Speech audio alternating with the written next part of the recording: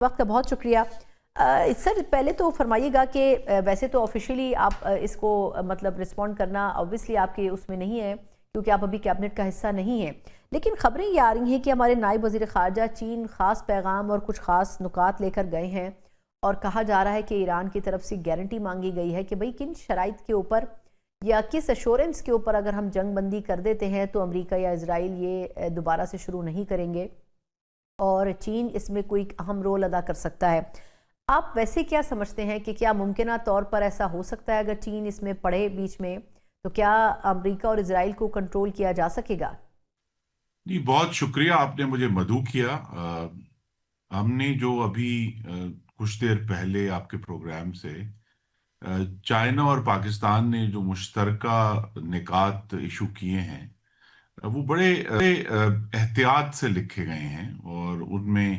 کوشش یہی کی گئی ہے کہ یہ جو امریکہ اور اسرائیل کا یک طرفہ عمل تھا بغیر کسی وجہ کے ایران پر جنگ کرنے کا،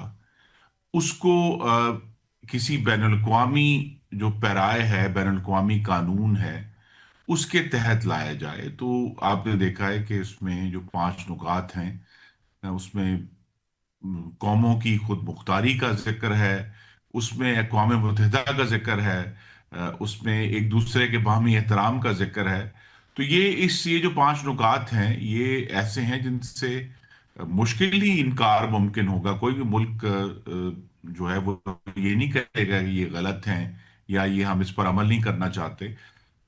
امریکہ کا ایشو یہ ہے کہ وہ اب آپ نے اپنے ابتدائی میں بھی کہا کہ واضح ہو گیا کہ اپنی جو ان کی سلامتی کی چھتری ہے، یعنی سیکیورٹی امبریلا ہے، وہ اس خطے میں سوائے اسرائیل کی اور کسی کو فراہم کرنے کے لیے تیار نہیں ہے. اور یہ بات واضح ہو گئی ہے، اور یہ اب اس کا جو اگلا سٹیپ تھا اس کا بھی آپ نے ذکر کیا درست طور پہ، کہ جو امریکہ کی جو سیکیورٹی امبریلا حاصل ہوتی تھی مغربی دنیا کو اپنی تجارت کے معاملے میں بھی، کہ امریکی جو ان کی عسکری طاقت تھی اس کا استعمال بہت سالوں سے، دہائیوں سے ہو رہا ہے، کہ دنیا کی جو شپنگ لینز ہیں.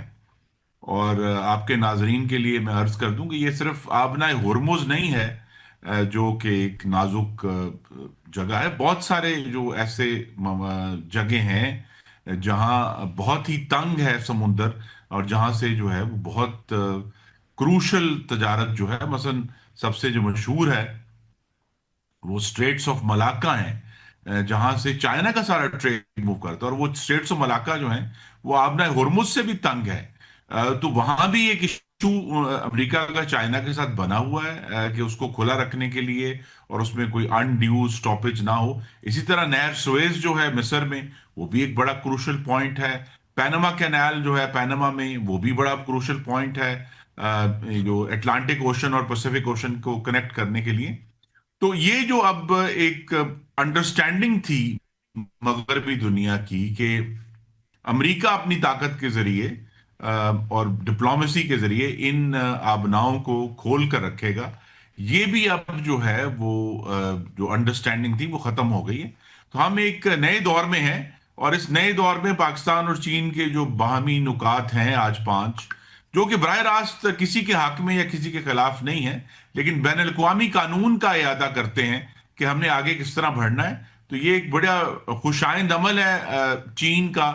اس پورے پروسیس کے اندر اپنی رائے بڑی احتیاط سے انہوں نے دی ہے.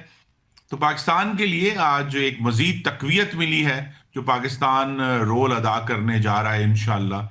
اس پورے تنازع کے اندر، ایک پیس میکر کا، ایک امن قائم کرنے والے ملک کا. اور الحمدللہ پاکستان کی جو سفارتی ساکھ ہے اس میں پرائم منسٹر شہباز شریف، فیلڈ مارشل عاصم منیر اور فارن منسٹر اسحاق ڈار کی جو محنت ہے اور ان کی جو بہت کوشش ہے، متحرک کوشش ہے، اس کی وجہ سے پاکستان کی سفارتی ساکھ میں ہر روز اضافہ ہو رہا ہے. یہ بھی فرمائے گا کہ چین اس معاملے میں کتنا اہم رول ادا کر سکتا ہے، کیونکہ آگے تو ایکٹیولی پاکستان ہمیں نظر آ رہا ہے اس میں، لیکن کہا یہ جا رہا ہے کہ بیک اینڈ کے اوپر چین اس میں اہم کردار ادا کر رہا ہے. آپ کے خیال میں کیا ریجن کے اندر کوئی نیا بلاک بنتا ہوا نظر آ رہا ہے جس میں پاکستان اور چین اہم کردار ادا کرتے ہوئے نظر آ رہے ہوں؟ جی، بلاک کی جو کا آغاز ہے وہ امریکہ نے خود کر دیا. امریکہ نے جو نومبر 2025 میں اپنی ایک نیشنل سیکورٹی اسٹریٹجی کا پیپر ریلیز کیا، اور پھر اس کے بعد جنوری 2026 میں انہوں نے ڈیفنس اسٹریٹجی کا جو ایک سبسیکوینٹ پیپر ہوتا ہے وہ ریلیز کیا۔ اس کے تحت امریکہ نے ایک سمجھے کہ واضح طور پر تو نہیں لکھا لیکن ایک انڈرسٹینڈنگ دے دی ہے کہ جو ہم انگریزی میں کہتے ہیں اسفیئرز آف انفلوئنس، یعنی جو اثر کا دائرہ ہے، اس میں وہ تیار ہے کہ جی اگر ایسٹ ایشیا میں چائنا جو ہے وہ اپنا اثر کا دائرہ قائم کرنا چاہتا ہے تو امریکہ اس طرح اس کو رکاوٹ نہیں ڈالے گا۔ اسی طرح انڈیا یہ بھی ہے کہ روس جو ہے اگر یورپ میں اپنا اثر کا دائرہ کریٹ کرنا چاہتا ہے تو اس پر بھی امریکہ کا کوئی بہت اعتراض نہیں ہے۔ اور امریکہ نے یہ بھی واضح کر دیا ہے کہ جو جسے ہم کہتے ہیں ویسٹرن ہیمسفیئر، یعنی شمال اور جنوبی امریکہ، کہ وہ یونائٹڈ اسٹیٹس کا دائرہ اثر ہوگا، اور کھل کر ایک ہم کہتے ہیں کہ جی یہ جو نارتھ اور ساؤتھ امریکہ ہے اس میں ہماری عملداری ہوگی۔ اور اس کو بلکہ لطیفہ بن گیا کہ وہ پہلے مونرو ڈاکٹرین تھا تو ڈونلڈ ٹرمپ کے نام پہ ڈونرو ڈاکٹرین آ گیا ہے۔ تو لہذا ایک امریکہ کی جو بین الاقوامی ذمہ داریاں تھیں، اور صرف اس میں عسکری شامل نہیں تھا، اس میں تجارت کا پروڈکشن بھی شامل تھی، امریکہ اب اس سے پیچھے ہٹے گا۔ امریکہ جو ہے وہ جو تجارتی قوانین بڑی مشکل سے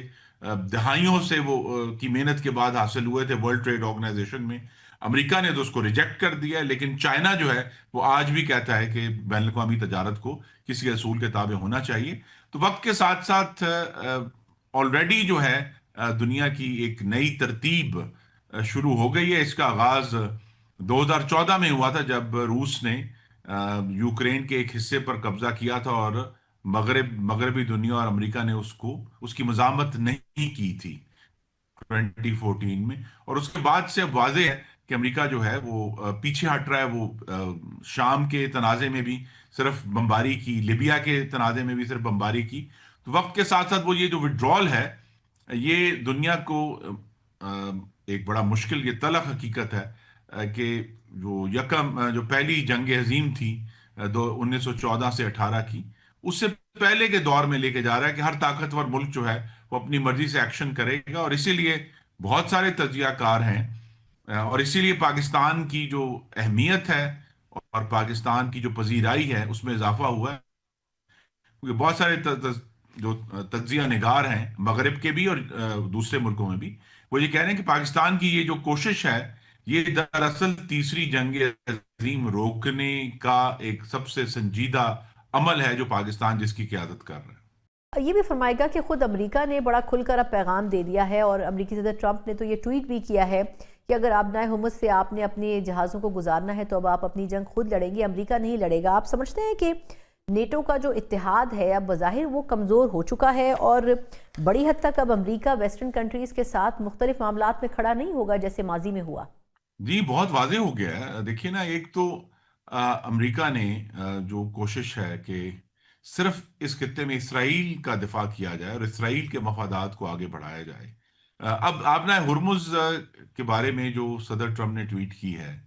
اس کا بھی جو اصل تاریخی پس منظر ہے وہ 2014 میں تک جاتا ہے، جب امریکہ تیل کے معاملے میں خود کفیل ہو گیا۔ اس کا اپنا جو شیل گیس ہے اور شیل آئل ہے وہ اتنی مقدار میں نکلنا شروع ہو گیا کہ اب امریکہ مشرق وسطیٰ سے تیل کے اوپر کسی بھی طرح ڈپینڈنٹ نہیں ہے۔ اور یہی وجہ ہے کہ صدر ٹرمپ جو ہے وہ ایک سمجھیں کہ بے رخی کی پالیسی ہے کہ بھئی مجھے تو تیل نہیں چاہیے مشرق وسطیٰ سے،